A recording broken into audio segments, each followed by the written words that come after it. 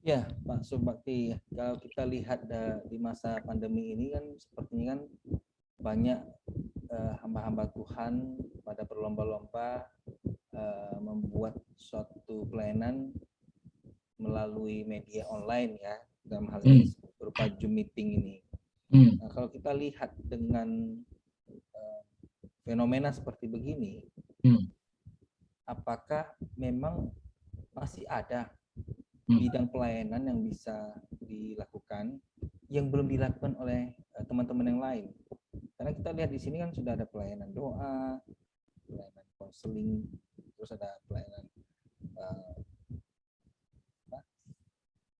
Bible class gitu ya kan. Hmm, Nah kan banyak sih. Kira-kira hmm. masih ada nggak celah ya, atau celah atau ada bidang tertentu, pelayanan tertentu yang masih belum dikerjakan oleh teman-teman itu, sehingga ya namanya kebutuhan jemaat kan banyak ya. Jadi kalau kita lihat ini kebanyakan yang banyak buat ibadah Zoom-nya ibadah saja, habis ibadah udah bubar selesai. Hmm. Nah maksud saya ada yang spesial segitu, yang spesialis yang tapi yang belum dikerjakan oleh orang lain. Ya, jadi kalau saya melihatnya Pak, tergantung bagaimana mengelola, mengelola dalam sebuah aktivitas itu, apakah namanya mulai Zoom, ya.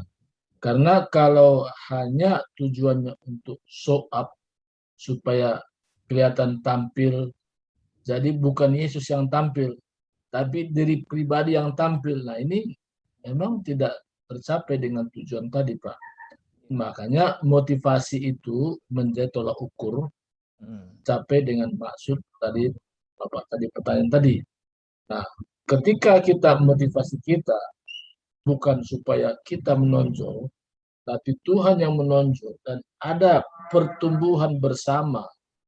Saya sebut dengan KTB, kelompok tumbuh bersama. Nah, dengan kelompok ini kita saling memberkati lewat mana? Lewat kesaksian hidup satu yang lain. Dalam kondisi sekarang ini kita masih bisa bersaksi satu yang lain, saya menguatkan.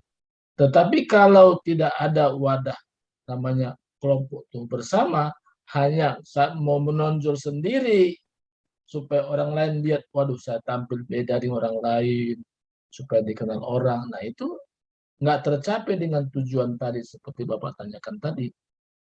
Nah makanya tergantung bagaimana kita mengelola satu sarana ibadah itu atau namanya fellowship atau pertemuan Zoom, apapun disebut namanya. Jadi motivasi itu menjadi tolak ukur tercapai dan tidaknya, Pak. Ya. Nah, sebagai contoh ya, saya bisa menambah peningkatan dalam berbahasa Inggris itu lewat online, Pak. Nah, saya semangat belajar. Jadi hari-hari saya berpikir kalau ada waktu saya luang, saya belajar lagi. Saya belajar lagi online ke Amerika, Pak. Nah, yang sulitnya lagi, Pak, di situ tidak ada penuntunnya bahasa Indonesia. Semua dalam bahasa Inggris. Jadi saya juga sebagai guru, ya kan, saya juga sebagai murid. Bagaimana memposisikan satu bagian saya jadi guru dan murid. Nah, itu paling sulit. Tapi ketika kita punya motivasi yang serius, sungguh-sungguh, mengupgrade diri supaya hidup jadi berkat orang lain, itu bisa tercapai, Pak. Nah, semua itu yang kita kerjakan sekarang ini, baik namanya Zoom itu sebagai sarana. Tapi yang paling penting, motivasi kita menggunakan sarana itu. Kalau kita punya motivasi yang benar, yaitu supaya orang lain diberkati. Karena saya punya ayat emas, Pak.